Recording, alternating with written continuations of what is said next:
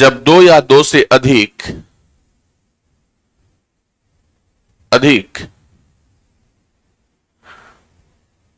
समान या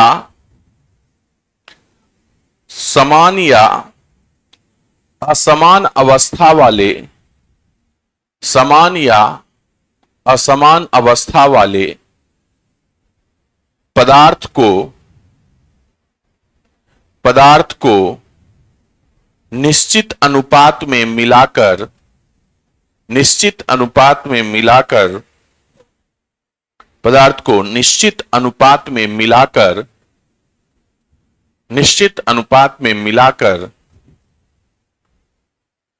तैयार किया गया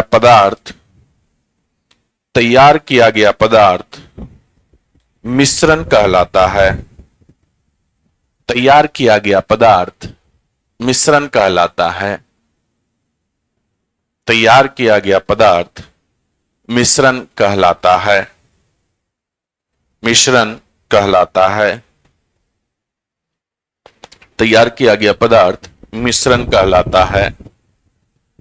अब जैसे देखिएगा ध्यान से, मान लीजिए कि एक कंटेनर है आपका, एक बर्तन है, इसमें दूध और पानी का कुछ रेशियो है। मान लीजिए कि M1 आपका M से मिल्क होता है, W से वाटर। पहले बर्तन में दूध और पानी का रेशियो जो है M1:W1 है, ठीक है। एक दूसरा बर्तन है, उसमें भी दूध और पानी का ही मिश्रण है, लेकिन उसमें दूध और पानी का जो मिश्रण है उसमें दूध और पानी का अनुपात अलग अलग है, M2 है और W2 है, ठीक है। अब इस मिश्रण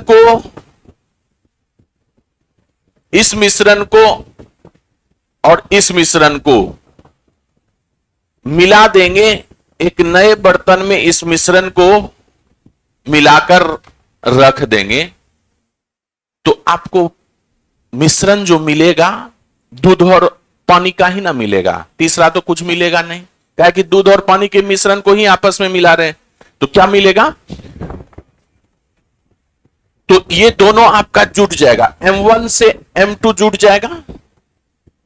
दूध को दूध में जोड़ देंगे, M1 प्लस M2, और W1 प्लस W2, है ना। ये आपका मिश्रण तैयार हो गया। यहां से इसको निकाले और इसको निकाले, दोनों को जोड़ दिए आपस में, ये आपका नया मिश्रण तैयार हो गया, जिसमें दूध और पानी का अनुपात कितना है? M1 प्लस M2 और W1 प्लस W2। जब भी आप मिश्रण बनाइएगा तो समान राशि वाले को, समान पदार्थ को आपस में मिलाएंगे। जैसे दूध को दूध में मिलाएंगे और पानी को पानी में मिलाएंगे। ऐसा नहीं कि दूध को पानी में मिला दिए, है ना, तो रेशियो कैसे फिर निकलेगा? दूध और पानी का रेशियो निकालने के लिए इस बर्तन के दूध और इस बर्तन के दूध को आपस में जोड़ देंगे, और फिर इस बर्तन में पानी और इस बर्तन में जो पानी की मात्रा है उसको आपस में जोड़ देंगे। क्लियर है? तो इसको नोट कर लीजिएगा।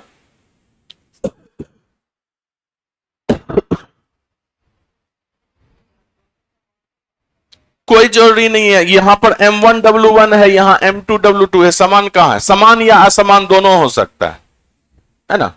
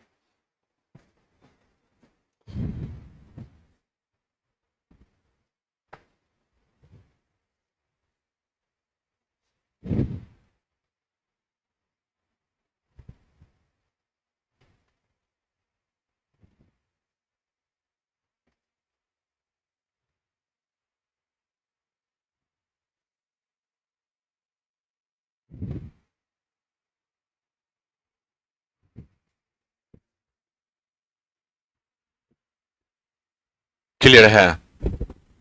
अब ध्यान से देखिएगा, हेडिंग लगाइएगा, हेडिंग लगाइएगा, लॉ ऑफ एलिगेशन,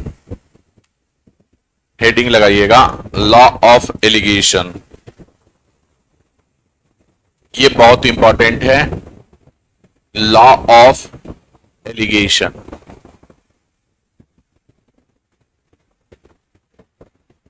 एलिगेशन, ठीक है, एलिगेशन का नियम। देखिए सबसे इंपॉर्टेंट चीज क्या है आपके लिए कि क्वेश्चन को आपको पहचानना पड़ेगा कि किस तरह के क्वेश्चन में आप एलिगेशन लगाते हैं, है ना। क्वेश्चन को पहचानना पड़ेगा, ऐसा नहीं कि हर जो भी सवाल मिले सब में एलिगेशन से बनाने के लिए आप सोचिएगा, नहीं, बिल्कुल नहीं।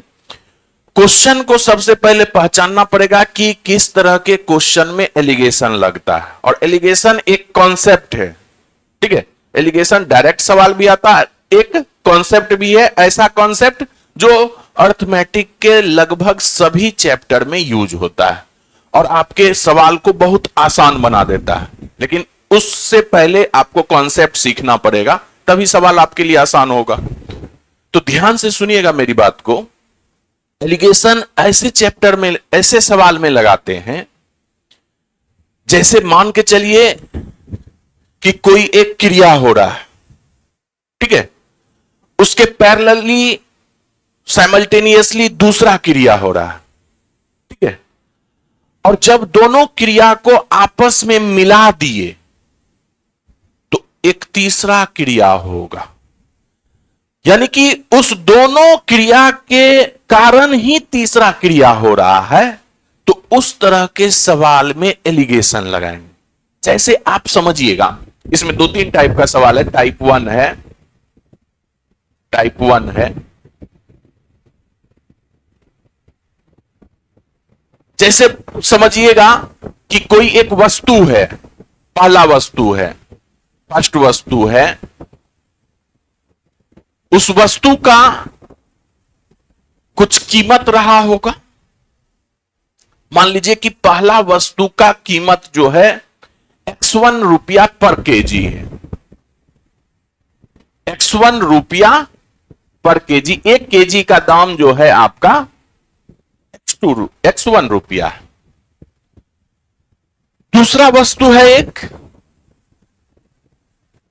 दूसरा वस्तु है, उसका कीमत जो है मान लीजिए कि x2 रुपया पर केजी, x2 रुपया पर केजी। देखिएगा, ध्यान से मेरी बात को समझिएगा। फर्स्ट वस्तु का मतलब पहला क्रिया है, दूसरे वस्तु का मतलब दूसरा क्रिया हो रहा है ना। अब इस दोनों क्रिया को जब मिलाएंगे तो इस दोनों क्रिया के कारण एक तीसरा क्रिया होगा।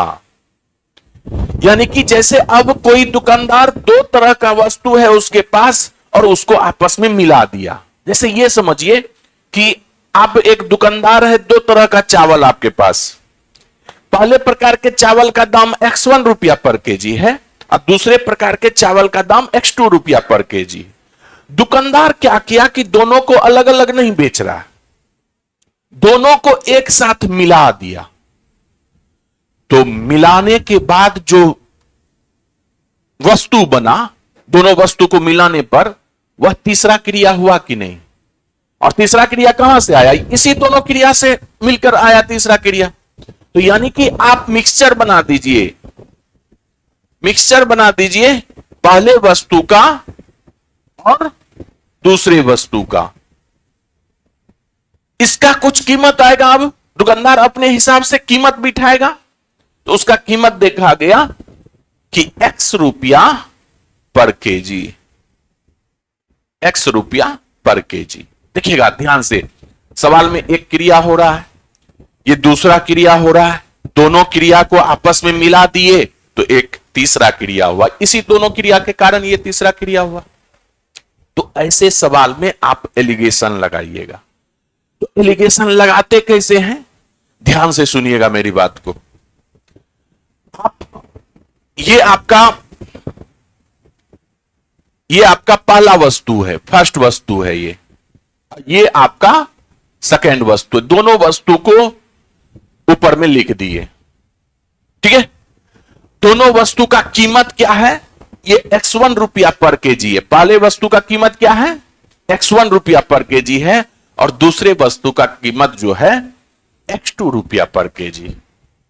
अब दोनों वस्तु को मिला दिए तो उसका कीमत कितना था, x रुपया पर केजी है।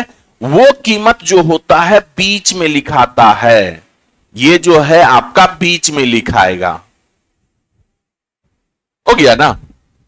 इसको क्रॉस आप घटाइएगा, तो घटाते जब भी हैं तो बड़ा में से छोटा घटाते हैं। अंतर जब भी लेंगे तो बड़ा में से छोटा घटाएंगे।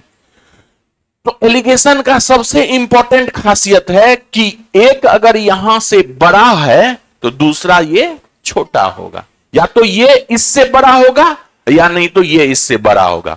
ये बड़ा है तो ये छोटा, और ये बड़ा है तो ये छोटा होगा।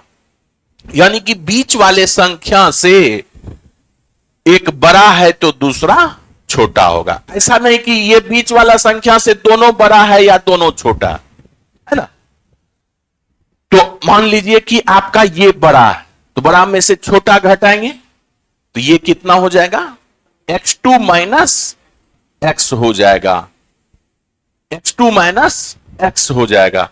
तो यहां ये बड़ा लिए ये छोटा लिए, तो ये इस बार बड़ा है तो यहां वाला संख्या क्या हो जाएगा, छोटा हो जाएगा, और ये बड़ा हो जाएगा। तो बड़ा में से छोटा घटाइएगा तो किससे में से घटाइएगा, x माइनस x1 घटाइएगा। अब कहिएगा ये सर अनुपात जो निकल के आया, ये पहली और दूसरी वस्तु को किस अनुपात में मिलाए हैं, पहला वस्तु और दूसरे वस्तु को किस अनुपात में मिलाए हैं उसका रेशियो निकल के आएगा। यानी कि मान लीजिए कि पहला वस्तु का 5 केजी लिए या दूसरा वस्तु का 7 केजी लिए, तो यानी 5-7 के रेशियो में ये मिलाया गया। तो आपको दो वस्तु का रेट दिया हुआ है, दोनों वस्तु मिलाकर मिश्रण का भी रेट दिया गया है, और सवाल पूछेगा कि आपको दोनों वस्तु किस अनुपात में मिलाया गया। सवाल ये रहेगा, तो वहां पर आप क्या कीजिएगा, एलिगेशन लगा के आराम से अनुपात निकाल लीजिएगा कि नहीं, है ना। तो पहला टाइप में ये लिख लीजिएगा एग्जाम्पल के तौर पे, एकदम देगा देगा तभी तो आपका सवाल बनेगा। जब तक नहीं दिया रहेगा तो कैसे बनेगा।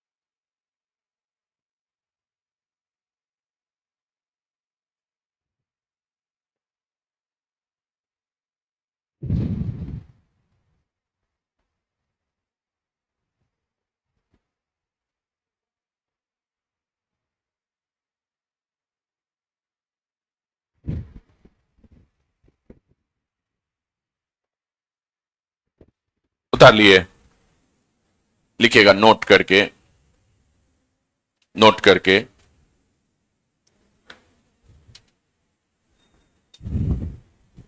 लिखिएगा एलिगेशन में, एलिगेशन में, एलिगेशन में, एलिगेशन में यदि, एलिगेशन में यदि, यदि एक संख्या, एलिगेशन में यदि एक संख्या बीच वाली संख्या से, एलिगेशन में यदि एक संख्या बीच वाली संख्या से बड़ी है, एलिगेशन में यदि एक संख्या बीच वाली संख्या से बड़ी है तो यह निश्चित है कि, तो यह निश्चित है कि दूसरी संख्या, तो यह निश्चित है कि दूसरी संख्या बीच वाली संख्या से, तो यह निश्चित है कि दूसरी संख्या बीच वाली संख्या से छोटी होगी, बीच वाली संख्या से छोटी होगी। ये बहुत इंपॉर्टेंट कॉन्सेप्ट हो गया आपका एलिगेशन का।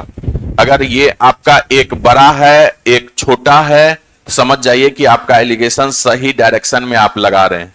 अगर दोनों बड़ा हो गया दोनों छोटा हो गया तो एलिगेशन आपका गलत हो जाएगा, है ना। आप ध्यान से देखिएगा, पहला तरह का सवाल आपको समझ में आ गया, ठीक है। अब देखिएगा टाइप 2 इसका करेंगे, है ना। अगला लगाइएगा टाइप 2।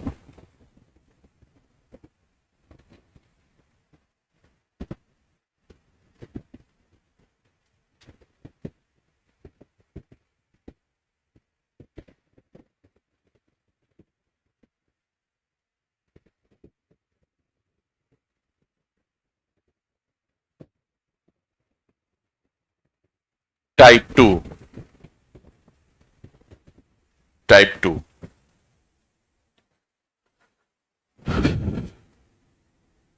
ध्यान से मेरी बात को सुनिएगा तब लिखिएगा, है ना।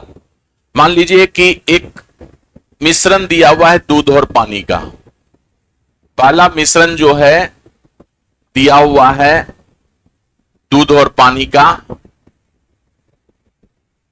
M1 और W1।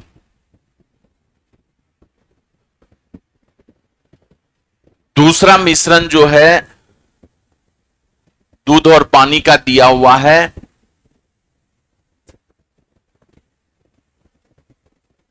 M2 W2, ठीक है। अब आपसे देखिएगा सवाल क्या दिया हुआ है कि दो बर्तन में दूध और पानी का मिश्रण रखा हुआ है। पहले बर्तन में दूध और पानी का अनुपात M1W1 है, दूसरे बर्तन में दूध और पानी का अनुपात M2W2 है। सवाल क्या पूछेगा, सुनिएगा मेरी बात को। सवाल ये पूछेगा, ये नहीं पूछेगा कि दोनों बर्तन में को आपस में मिलाकर नया मिश्रण तैयार कर लीजिए। पूछेगा सवाल क्या कि दोनों बर्तन में से किस अनुपात में दूध और पानी का मात्रा निकाला जाए कि नए मिश्रण में दूध और पानी जो होगा उसका अनुपात M अनुपात W हो जाए। क्या पूछेगा कि दो बर्तन में दूध और पानी का अनुपात दिया हुआ है, दोनों बर्तन से मिश्रण किस अनुपात में निकाला जाए, पहले बर्तन से कितना निकाला जाए और दूसरे बर्तन से कितना निकाला जाए, और दोनों को मिलाकर जो नया मिश्रण तैयार होगा उसमें दूध और पानी का रेशियो क्या हो जाएगा, M और W हो जाएगा। ध्यान से मेरी बात को सुनिएगा, जब भी इस तरह का सवाल आए तो एलिगेशन जरूर लगाइएगा। अगर हम यहां से देखिएगा, यहां से अगर हम आपसे पूछें कि दूध का कितना मात्रा, तो मात्रा निकालने का तरीका क्या है कि जिसका मात्रा निकालने के लिए बोला है वह ऊपर में लिखिएगा। जैसे दूध की मात्रा पहले मिश्रण में बोला निकालने के लिए, तो M1 बटे में टोटल मिश्रण M1 प्लस W1, ठीक है। तो बोलेगा कि M1 अनुपात W1 में दूध का कितना मात्रा है, तो दूध का मात्रा कितना हो जाएगा, M1 बटे में M1 प्लस W1 हो जाएगा। उसी तरह से अगर आपसे पूछे कि पानी का कितना मात्रा होगा, तो कितना हो जाएगा, W1 बटे में M1 प्लस W1, है ना। ये आपका पानी का मात्रा हो जाएगा, ठीक है। उसी तरह से अगर हम यहां पर दूसरे मिश्रण का बात करें, इसमें बोलेंगे कि दूध का कितना मात्रा, यानी कि M2 की मात्रा, तो आप क्या लिखिएगा, M2 बटे में M2 प्लस W2 लिखिएगा कि नहीं। और उसी तरह से दूसरे मिश्रण में पानी का कितना मात्रा है, W2 बटे में M2 प्लस W2, क्लियर है। तो कोई भी अगर अनुपात दिया रहे और उसमें दोनों का मात्रा पूछे, दो अनुपात है आपका, दो चीज का अनुपात है, तो दोनों का मात्रा अगर पूछे तो इसी तरीके से आप मात्रा निकाल लीजिएगा किसी भी अनुपात से, है कि नहीं। अगर आपसे इस मिश्रण में दूध का मात्रा पूछे तो आप क्या बोलिएगा, M बराबर क्या हो जाएगा, M बटे M प्लस W हो जाएगा कि नहीं। और पानी का मात्रा पूछेगा तो W बटे में M प्लस W हो जाएगा, ये हो जाएगा ना। अब आपसे बोला गया कि दोनों मिश्रण में से किस अनुपात में मिश्रण को निकाला जाए कि नया मिश्रण में दूध और पानी का अनुपात M और W हो जाए। तो आप कुछ मत कीजिएगा, यहां पर पहला मिश्रण लीजिएगा, यहां पर जो है आप पहला मिश्रण लिए, ठीक है, ध्यान से सुनते चलिएगा। और यहां पर सेकेंड मिश्रण लिए। अब आपकी इच्छा है कि दूध लीजिएगा कि पानी लीजिएगा, ये आपके ऊपर डिपेंड करता है, आपका मन जो करे, या तो दूध लीजिए या तो पानी लीजिए। आपका मन कर गया कि दूध ले रहे हैं, तो दूध ले रहे हैं, तो उसके बाद सभी मिश्रण से आपको दूध ही लेना पड़ेगा, दूध का ही मात्रा लेना पड़ेगा। अगर आपका मन कर गया नहीं हमको पानी लेने का मन है, तो एक मिश्रण का अगर पानी का मात्रा लिए हैं तो सभी जगह पानी ही आएगा, यहां भी पानी आएगा, यहां भी पानी आएगा और बीच वाला भी पानी आएगा। तो या तो दूध लीजिएगा या तो पानी लीजिएगा। तो चलिए मान लेते हैं कि दूध लेते हैं, तो पहले बर्तन में दूध की मात्रा कितनी, M1 बटे में M1 प्लस W1। दूसरे बर्तन से क्या पानी लीजिएगा, नहीं ना, यहां से भी दूध ही लीजिएगा। दूध की मात्रा M2 बटे में M2 प्लस W2। अब मिश्रण का बात आया, जो मिलाए उसमें दूध और पानी का मात्रा है ये, तो यहां से भी दूध ही लीजिएगा। और ये कहां आएगा, बीच में आएगा कि नहीं, तो बीच में आएगा, तो ये कितना हो गया, M बटे में M प्लस W हो गया। यहां से आप एलिगेशन जब लगाइएगा तो जो रेशियो मिलेगा वह किस चीज का रेशियो मिलेगा कि पहले मिश्रण से कितना निकाले दूध और पानी, और दूसरे मिश्रण से कितना निकाले मिश्रण, दोनों का अनुपात निकल के आ जाएगा। किस अनुपात में दोनों बर्तन से निकाले हैं कि नए मिश्रण में दूध और पानी का अनुपात M और W हो जाए। नहीं, एलिगेशन लगाए तो मिश्रण जो नीचे में ले रहे हैं तो ये इसमें दूध और पानी दोनों है ना। कभी भी निकालिएगा तो ऐसा बात नहीं है कि वो तो दूध, मिश्रण जब निकालिएगा तो उसमें दूध और पानी ही निकलेगा। भले ही दूध का मात्रा यहां पर दिख रहा है M1 बटे में M1 प्लस W1, है ना, तो प्रैक्टिकली आपको दूध दिखेगा, लेकिन आप क्या है, कभी भी दूध और पानी को मिलाइए तो कुछ ऐसा है क्या, प्रैक्टिकली कि दूध को अलग कर दे, पानी को अलग कर दे। तो जब मिश्रण मिल जाता है तो उसको अलग नहीं किया जा सकता, लेकिन सवाल में इस तरह से अलग करके उसका मात्रा दिखाया जाता है। समझे बात को? तो अब बताइए, कोई एक बड़ा होगा तो कोई एक छोटा होगा। तो मान लीजिए कि यह बड़ा है तो यह छोटा होगा, तो किस अनुपात में होगा? M2 बटे में M2 प्लस W2। इस पे एक सवाल भी करवा देंगे, तुरंत लगे हाथों। माइनस M बटे में M प्लस W हो गया, ये अनुपात। अब यहां से ये बड़ा लिए तो ये छोटा होगा, तो ये छोटा हुआ तो ये बड़ा हो गया ना, तो इसमें से इसको घटा दीजिए, ये M हो गया M plus W minus M1 बटे में M1 प्लस W1।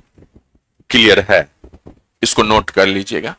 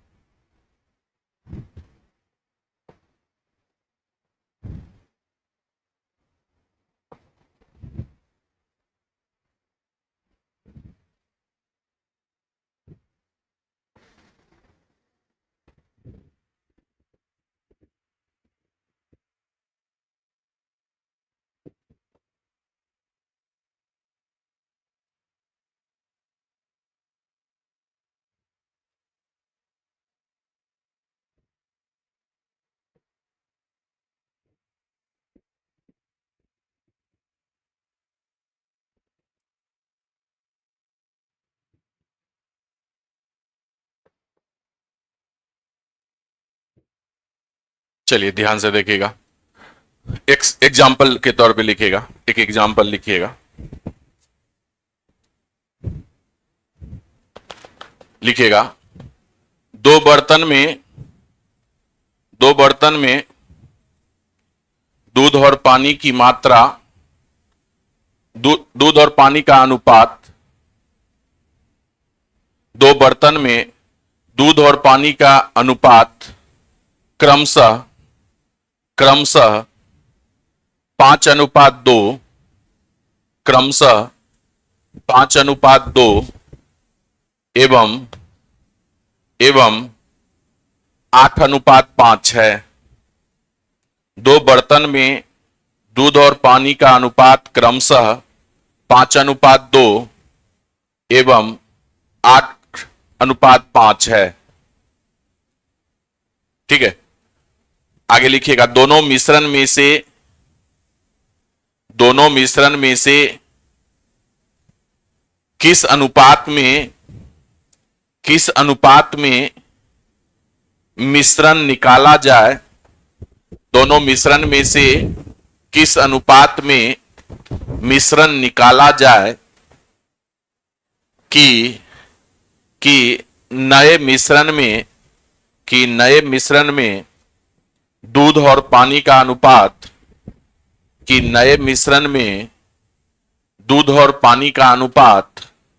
9:4 हो जाए। नए मिश्रण में दूध और पानी का अनुपात 9:4 हो जाए। देखिएगा, सवाल को समझिएगा। सवाल आपका क्या कह रहा है कि पहला बर्तन है ये, ठीक है, तो पहला बर्तन में मान लीजिए कि दूध और पानी का जो अनुपात है M1 और W1, ये कितना दिया हुआ है, 5:2 दिया हुआ है। एक दूसरा बर्तन है जिसमें दूध और पानी का अनुपात जो है कितना दिया हुआ है, 8:5 दिया हुआ है। दोनों बर्तन में से जब निकालेंगे तो मिश्रण निकलेगा। तो पूछा गया है कि दोनों बर्तन से किस अनुपात में मिश्रण निकाला जाए। मान लीजिए ये X है और ये Y है, तो एक नया मिश्रण बन रहा है दूध और पानी का, मान लीजिए M और W के अनुपात में मिल रहा है। तो नए मिश्रण में दूध और पानी का अनुपात कितना होना चाहिए, 9:4। यही ना सवाल है। यानी कि आपसे पूछा है X/Y का वैल्यू, कि दोनों बर्तन में से किस अनुपात में मिश्रण को निकाला जाए कि नए मिश्रण में दूध और पानी का अनुपात 9 और 4 का हो जाए। क्लियर है, बात को समझे। तो आपको बताए हैं कि यहां से आप बताइए M1 का कितना वैल्यू हो जाएगा, 5/7। Very good. और पहले बर्तन से, ये फर्स्ट बर्तन है, इसमें अगर पानी की मात्रा पूछा जाए 2/7। आप बताइए कि दूसरे बर्तन में अगर दूध का मात्रा पूछा जाए 8/13, और दूसरे बर्तन में अगर पानी की मात्रा पूछी जाए 5/13। ठीक है, जो मिश्रण बन रहा है, नया मिश्रण जो बन रहा है, न्यू मिक्सचर, उसमें अगर आपसे दूध की मात्रा पूछी जाए तो कितनी होगी, 9/13, और पानी की मात्रा पूछी जाए तो 4/13। बिल्कुल सही। तो ये चीज आप मौखिकली कर सकते हैं, इसको लिखने की जरूरत नहीं है, ये तो आपको समझाने के लिए लिख दिए। ठीक है, अब आपसे पूछा है कि ये पहला बर्तन है और ये दूसरा बर्तन है, इस दोनों बर्तन से किस अनुपात में मिश्रण को निकाला जाए कि नए मिश्रण में दूध और पानी का अनुपात 9 और 4 हो जाए। तो आपको क्या तरीका बताए थे कि सभी जगह से या तो दूध ले लीजिए या तो पानी ले लीजिए। तो आपका मर्जी है, दूध लीजिए या पानी। बोलिए क्या ले, दूध लीजिएगा। तो दूध का मात्रा यहां पर कितना, 5/7 है। ठीक है, यहां पर दूध की मात्रा कितनी, 8/13 है, और फाइनल में दूध की मात्रा कितनी, 9/13। देखिएगा ध्यान से, एलिगेशन में प्रायः आपको फ्रैक्शन में भिन्न में आ जाएगा, तो कभी कभी आपको कैलकुलेशन में दिक्कत आ सकती है। तो आप क्या कीजिए कि इस भिन्न को होल नंबर में चेंज कर दीजिए। होल नंबर में अब चेंज कैसे करेंगे, है ना। तो नीचे देखिएगा, हर मिश्रण में आपका हर कितना है? पहला वाला मिश्रण है इसमें 7 है, दूसरा वाला मिश्रण है इसमें 13 है, और तीसरा वाला मिश्रण है इसमें कितना है? 13 है। तो आप क्या कीजिए कि 7, 13, 13 का एलसीएम ले लीजिए। इससे क्या होगा कि आपका कैलकुलेशन आसान हो जाएगा, है ना? तो कितना हो जाएगा? 91। 91 से सब में गुना कर दीजिए। देखिए अब हर एक स्टेप अभी लिख लिख के बता रहे हैं, इतना करने की आपको जरूरत नहीं है, जब आदत पड़ जाएगी तो। 91 से इसमें गुना किए, 91 से इसमें गुना किए, ये कैलकुलेशन का पार्ट है। 91 से इसमें गुना कर दी। अब बताइए तो 7 से कटाइएगा तो ये कितनी बार में? 13 बार। 13 से कटाइएगा तो ये कितनी बार में? 7 बार में। 13 से कटाइएगा तो ये कितनी बार में? तो अब यहां पर फ्रेश में लिखिए कि पहला और ये दूसरा। पहला में कितना हो गया? 13 गुने 5 65, ठीक है। ये कितना? 8 गुने 7 56। अब बीच में कितना? 9 गुने 7 63। तो अब अनुपात निकालना कितना आसान हो गया।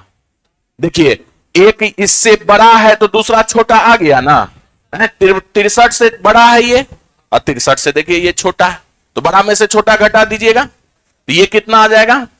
7। और ये कितना आ जाएगा?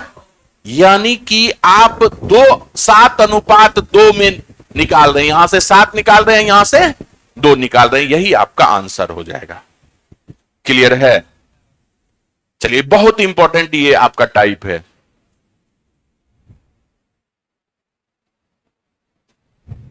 ये जब आप सवाल बनाइएगा, जब रनिंग मोड में आ जाइएगा, तो ये सब लिखने का समझाने के लिए, वो तो आपको समझाने के लिए लिखे हैं, ये आपको लिखने की जरूरत नहीं है। डायरेक्ट आप सॉल्यूशन यहां से कीजिएगा। क्या आप लिखिएगा, ठीक है, कोई दिक्कत नहीं। अभी नोट्स में तो सब कुछ लिखिए, अभी तो आप लोग सीख रहे हैं, अभी तो हर चीज आप लिखिएगा।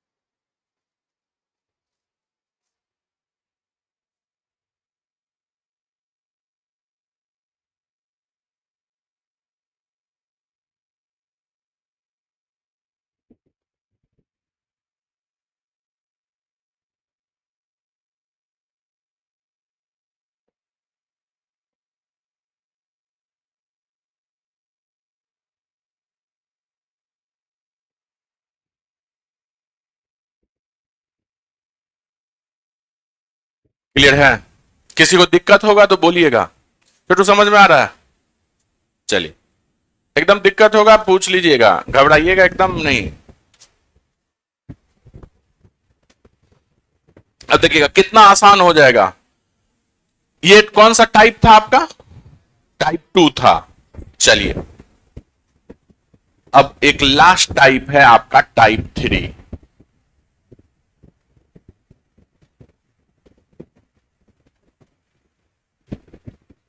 दो तरह का इसमें आपको कर दिए। टाइप 3 में दो तरह का सवाल है। पहला नंबर, इसको ए नंबर दे दीजिए, ठीक है। अब ध्यान से देखिएगा, जैसे दो गतिशील वस्तु है, यानी कि जैसे दो मोटरसाइकिल चल रहा है ना, तो मान लीजिए कि पहले मोटरसाइकिल का चाल जो है S1 किलोमीटर प्रति घंटा है। kmph का मतलब किलोमीटर प्रति घंटा। कहने का मतलब कि एक घंटा में कितना S1 के चाल से चल रहा है, तो एक घंटा में S1 किलोमीटर चल रहे हैं। इसका मतलब क्या हुआ? 60 किलोमीटर प्रति घंटा का मतलब क्या हुआ? एक घंटा में आप 60 किलोमीटर चल रहे हैं।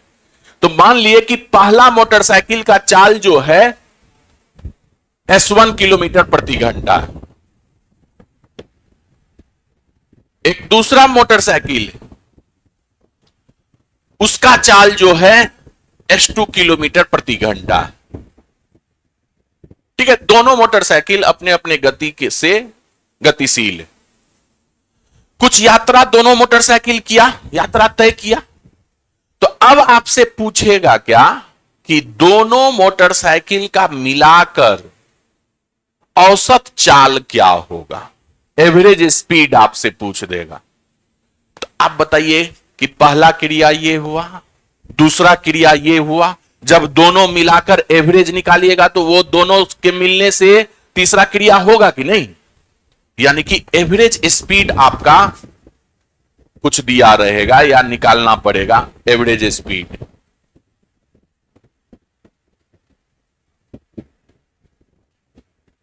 ये एवरेज स्पीड है, एवरेज स्पीड। मान लीजिए कि ये S किलोमीटर प्रति घंटा के चाल से एवरेज स्पीड आया, ठीक है। तो ऐसे सवाल में आप एलिगेशन लगाइएगा। ये पहला मोटरसाइकिल है, ये दूसरा मोटरसाइकिल है, इसका चाल जो है S1 है, इसकी चाल जो है S2 है, और ये जो है आपका एवरेज बीच में, मीन आपका बीच में आया, एवरेज है ना। अब सबसे इंपॉर्टेंट चीज कि एक चीज तो यहां से तय है कि एक बड़ा होगा तो दूसरा छोटा होगा, है ना। और सबसे इंपॉर्टेंट चीज की आपको यह समझना पड़ेगा कि यहां पर जो आपका रेशियो निकलेगा वह किस चीज का रेशियो निकलेगा। नहीं, स्पीड का तो कैसे, स्पीड तो ये पहला मोटरसाइकिल S1 के स्पीड से चल रहा है, दूसरा मोटरसाइकिल S2 के स्पीड से चल रहा है, S1:S2 हो गया। तो आप ध्यान से सुनिएगा मेरी बात को, ये मीन है ना, मीन है ये आपका, मीन आपका चाल है। चाल बराबर क्या होता है? दूरी बटा समय। एक चीज याद रखिएगा एलिगेशन में, ये मीन जो है बीच वाला चीज, जिसके रिस्पेक्ट में निकलता है उसी का रेशियो आएगा। यानी कि ये पहला समय आएगा और ये अपने दूरी को कितना समय में तय किया, ये दूसरा समय आएगा। यानी कि यहां से किस चीज का रेशियो आएगा? समय का अनुपात आएगा। ऐसा क्यों हुआ? क्योंकि आपका चाल जो है हमेशा समय के रिस्पेक्ट में निकलता है। चाल बराबर दूरी बटा समय होता है कि नहीं? तो चाल किसके रिस्पेक्ट में निकला? जो नीचे में है उसी के रिस्पेक्ट में, समय के रिस्पेक्ट में। तो यहां पर किस चीज का रेशियो निकलेगा? समय का रेशियो निकलेगा, समय का अनुपात निकलेगा। ये क्लियर है? चलिए इसको नोट करके लिखिएगा। कैसे दूरी के रिस्पेक्ट में निकलेगा? चाल बराबर जब होता ही है दूरी बटा समय, तो जो नीचे में होता है उसी के रिस्पेक्ट में निकलता है ना।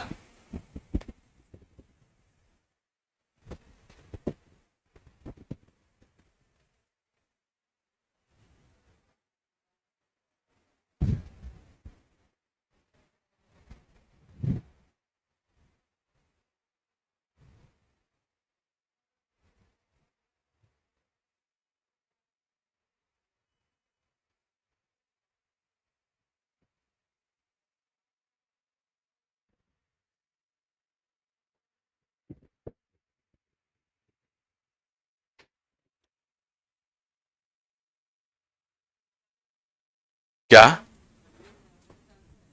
तो हमेशा 4 ही ना, दोनों मिलाकर एवरेज स्पीड आपका तो 4 ही है। हाँ, क्वेश्चन में भी दिया रहेगा।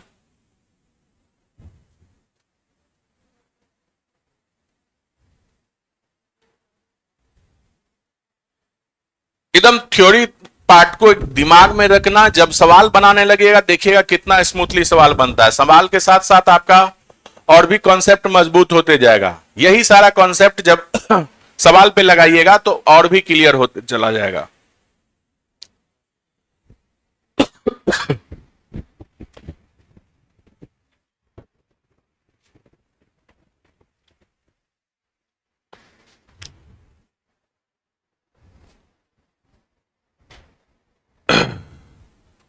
लिखिएगा नोट करके।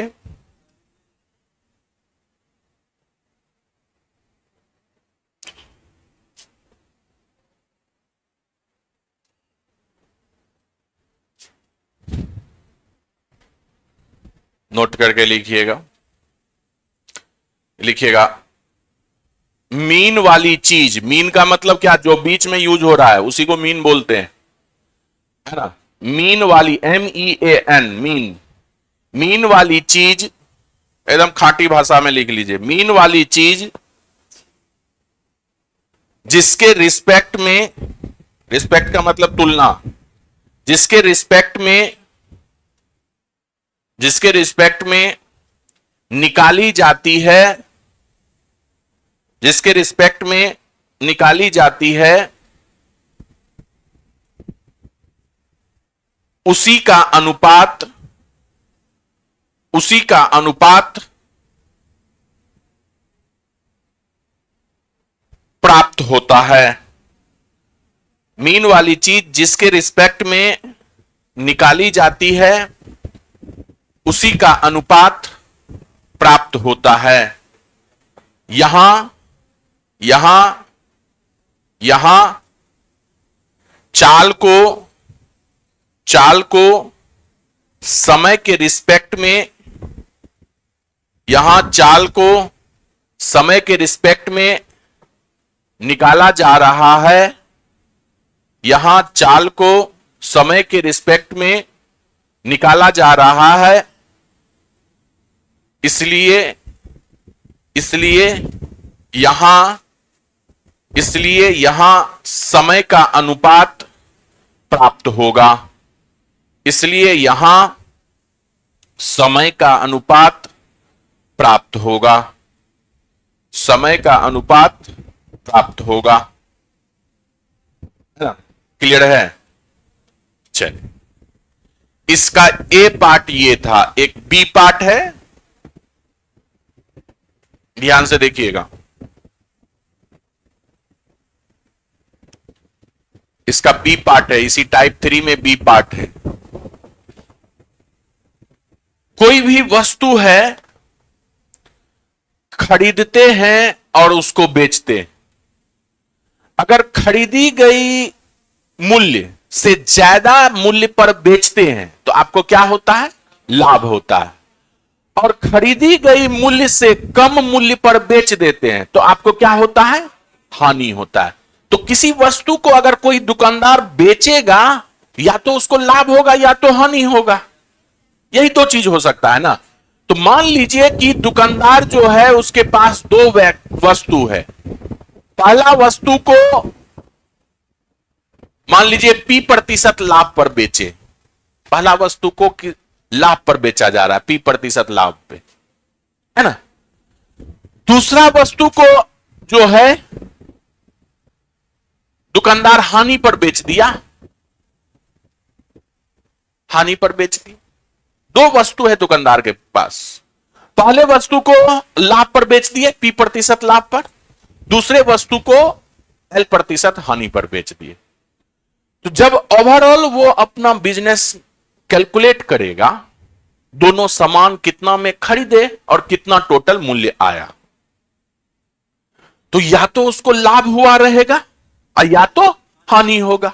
तीसरा चीज तो कुछ नहीं आ सकता है। तो जब दोनों वस्तु का मिश्रण तैयार होगा,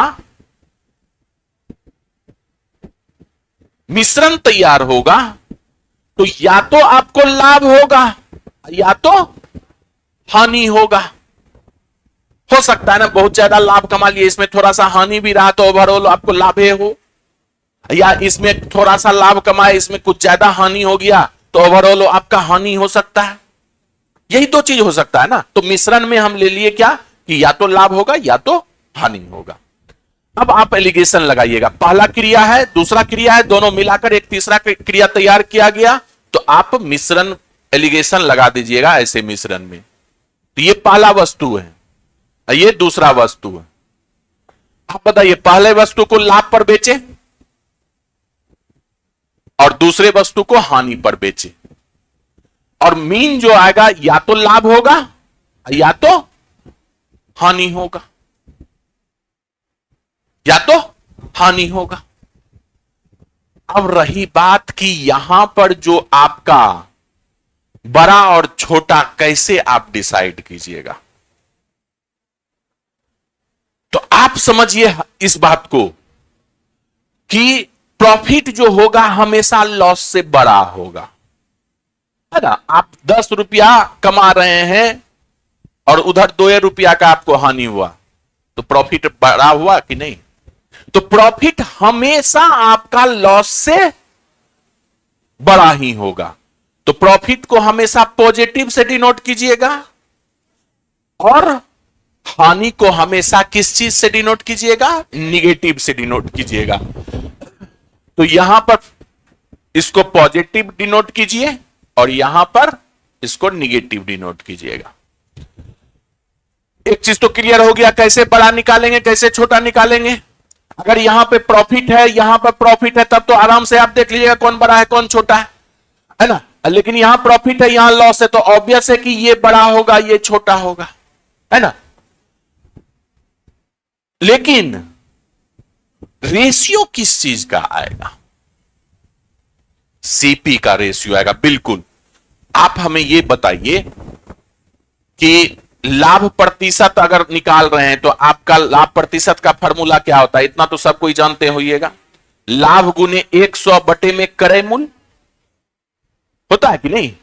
या अगर हानि प्रतिशत निकालते हैं, जिसको नहीं भी मालूम है अभी पता कर लीजिए, प्रॉफिट लॉस में तो हम लोग पढ़ेंगे ही, है ना। तो हानि प्रतिशत कैसे निकालते हैं, हानि गुने 100 बटे में क्रय मूल्य।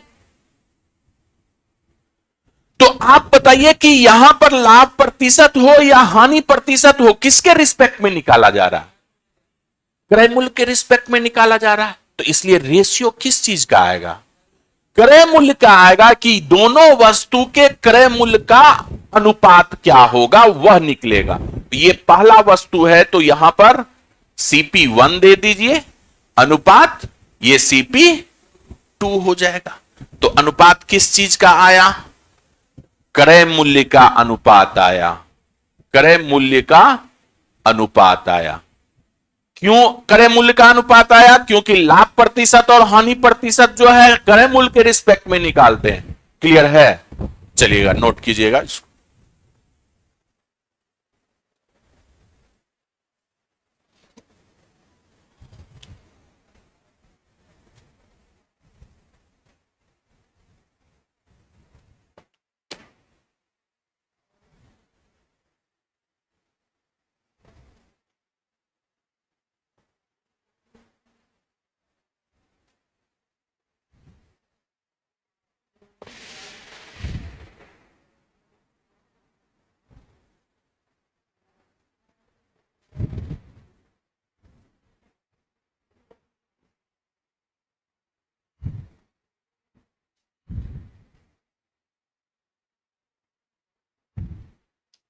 लाभ प्रतिशत को यहां प्लस से डिनोट कर दीजिए, हानि प्रतिशत को माइनस से।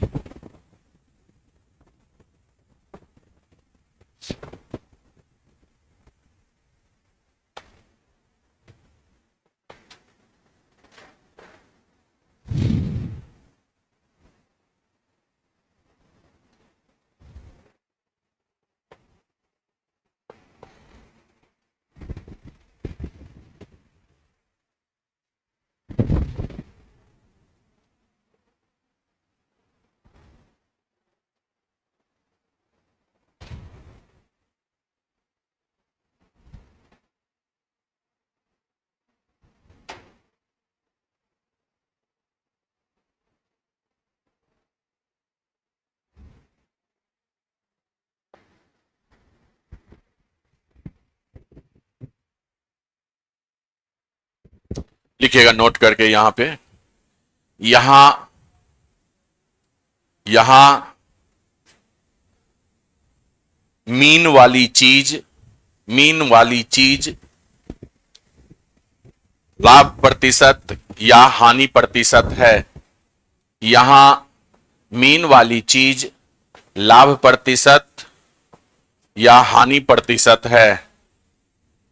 यहां मीन वाली चीज लाभ प्रतिशत और या हानि प्रतिशत है, जो जो क्रय मूल्य के रिस्पेक्ट में निकलता है, जो क्रय मूल्य के रिस्पेक्ट में निकलता है।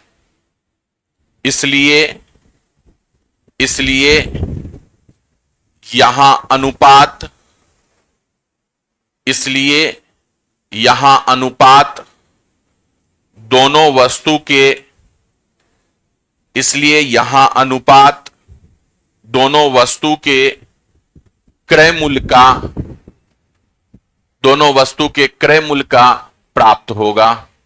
इसलिए यहां अनुपात दोनों वस्तु के क्रय मूल्य का प्राप्त होगा, क्रय मूल्य का प्राप्त होगा, है ना। लाभ प्रतिशत हानि प्रतिशत का दोनों का फॉर्मूला लिख लीजिएगा, ठीक है।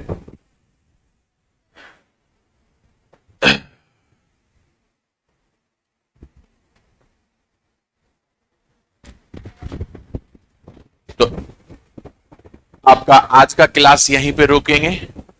ये थ्योरी पार्ट आपका मिक्सचर एलिगेशन का खत्म हुआ। कल इस पे आधारित सवाल, मिक्सचर एलिगेशन का सवाल स्टार्ट करेंगे, ठीक है। तो नेक्स्ट क्लास हम लोग कल मिलते हैं अपने टाइम पे। छुट्टी कल तो पहले आइए, छुट्टी मिलेगा कल आइए। अभी तो शनिवार को है जी राखी।